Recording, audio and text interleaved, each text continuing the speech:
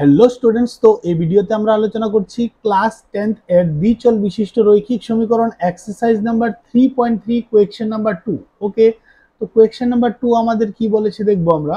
দুইটি সমীকরণ দিয়েছে 2x + 3y = 11 এবং 2x - 4y = -24।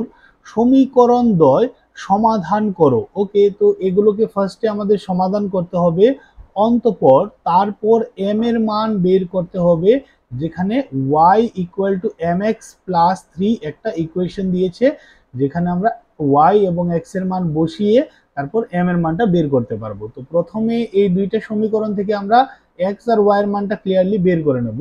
দেখো, সমীকরণগুলিকে আমরা নোট ডাউন করছি। 2x + 3y = 11 একটা সমীকরণ হয়েছে, আর এটা হচ্ছে 2x - 4y = -24। ক্লিয়ার সবাই? তো এখানে কোনো পদ্ধতি মেনশন করেনি, তো আমরা এখানে বিভিন্ন পদ্ধতিতেই করতে পারবো। তো দেখো, এখানে পরিবর্তন পদ্ধতিতে যদি করি তাহলে কোনো সমস্যা নেই। দেখো, প্রত্যেকটাকে 2 দিয়ে ভাগ করা যায়, তো 2 দিয়ে ভাগ করে ছোট করে নেব। এটাকে 2 দিয়ে ভাগ করলে শুধু x থাকবে, 2 দিয়ে ভাগ করলে 2 দুগুণা 4 y থাকবে, আর এখানে -12 হয়ে যাবে। ঠিক আছে, তোমরা এখানে লিখে দেবে উভয় পক্ষে 2 দিয়ে ভাগ করে পাই। ক্লিয়ার? তো এখন আমরা এটাকে আরো যদি একটু করে নিই, কি পাবো দেখো, x = -12, আর এই 2y এই পাশ থেকে ও পাশে গেলে কি হবে, +2y হয়ে যাবে। তো এটাকে আমরা লিখে নিচ্ছি ইকুয়েশন নাম্বার 2, আর এটাকে লিখছি আমরা কত, ইকুয়েশন নাম্বার 1। ইকুয়েশন 2 থেকে দেখো x = একটা কিছু বের করে রেখেছি। আমরা কি বের করেছি, -12 + 2y। এটাকে আমরা x এর জায়গায় এখানে পুট করব, তাহলে এখানে y দিয়ে পুরো সমীকরণটা তৈরি হয়ে যাবে। তারপর y এর মানটা বেরিয়ে আসলে এখানে আবার y এর মানটা বসাবো, তাহলে আমরা x এর মানটা পেয়ে যাব। তো কি লিখবো দেখো, 1 নং সমীকরণে y y না, সরি, এখানে হয়ে যাবে কি x। ওকে, তো x = -12 + 2y বসিয়ে পাই। ওকে, তো এখানে দেখতে পাচ্ছ x এর পজিশনে বসাবো, তাহলে 2x, x মানে আমরা কত বসাবো, -12 + 2y প্লাস কি থাকছে, বাকি সম্পূর্ণটা যেরকম ভাবে ছিল সেভাবে লিখতে হবে। 3y = 11, তারপর 2 দিয়ে মাল্টিপ্লাই করতে হবে। তো 2 দিয়ে যদি মাল্টিপ্লাই করি তাহলে আমরা কি পেয়ে যাব দেখো, 12 দুগুণা কত হবে, -24। ঠিক আছে, প্লাস 2 দুগুণা কত হবে, 4y প্লাস 3y = 11।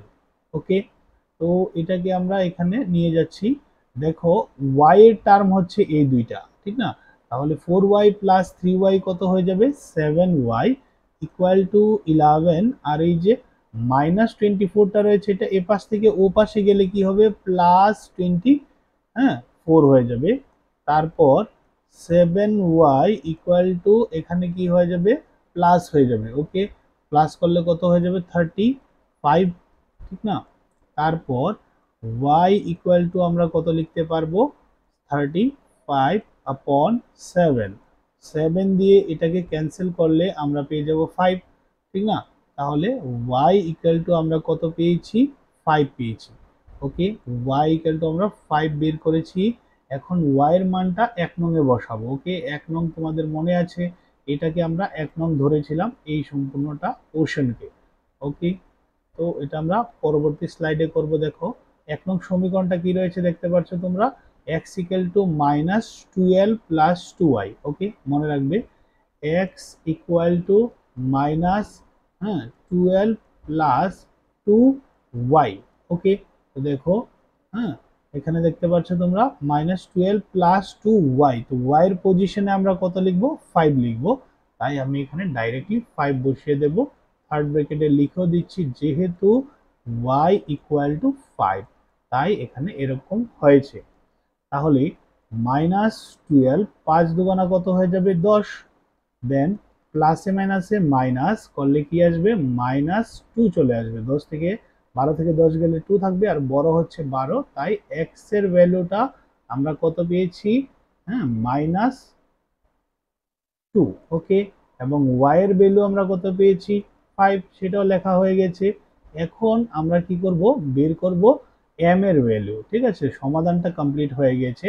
নির্ণয় সমাধান দিয়ে তোমরা লিখতে পারো নির্ণয় সমাধান, অর্থাৎ x ইকুয়াল টু -2 এবং y ইকুয়াল টু কত হয়ে যাবে 5। ক্লিয়ার? এখন আমরা কি করব, m এর মানটা বের করব। তো দেখো একটা সমীকরণ দিয়েছিল আমাদের y equal to mx plus 3। ওকে, সেখানেই আমরা x এবং y এর মানটা বসাবো। প্রদত্ত, দেখো আমাদের কি প্রদত্ত ছিল, y equal to mx plus ওকে 3। তো এখানে আমরা কি করব, যার যার মান জানি সেগুলো বসিয়ে দেব। যেমন y এর মান আমরা জানি, তাহলে 5 বসিয়ে দেব। আচ্ছা, m তো জানি না, তাই m ই থাকবে। আর x এর মান হচ্ছে -2, হ্যাঁ, প্লাস কত 3।